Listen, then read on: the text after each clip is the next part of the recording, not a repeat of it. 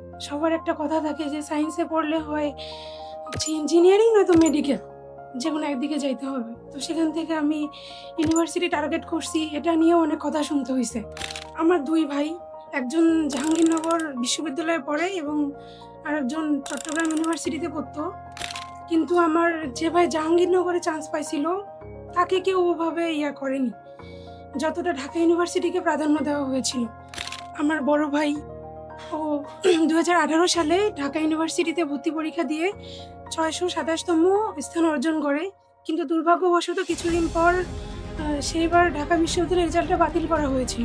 তো পরবর্তীবার যখন সে ঢাকা বিশ্ববিদ্যালয়ে পরীক্ষা দেয়, সে আর ঢাকা বিশ্ববিদ্যালয়ে স্থান নিতে পারেনি। তার ঢাকা বিশ্ববিদ্যালয় মিস হয়ে যায়। যখন আমার ভাই ঢাকা বিশ্ববিদ্যালয়ে চান্স পেল, তখন দেখতেছিলাম যে আশপাশ থেকে সবাই ফোনকে আব্বুকে বলতেছিল, আপনি একজন গর্বিত বাবা। তখন মহসিন ভাইয়া ওখানে বলেছিল যে একটা আহত বাঘের থাবা এবং একটা সুস্থ বাঘের থাবা কখনো এক হয় না। অন্যান্য কোচিং সেন্টারগুলো ঢাকা বিশ্ববিদ্যালয়ে চান্স পাওয়া শিক্ষার্থীদের রেজাল্ট প্রকাশে ব্যস্ত ছিল, কিন্তু একমাত্র আই এডুকেশন যেখানে বলেছিল আমরা সবাইকে নিয়ে উদযাপন করব। এটা আমার কাছে একটা পরিবারের মতো মনে হয়েছে। যখন একটা মানুষ যখন ব্যর্থ হয়ে যায়, একমাত্র বাবা মা ছাড়া যেমন কেউ পাশে থাকে না, ঠিক সেইভাবে আমি আই এডুকেশনকে পেয়েছি।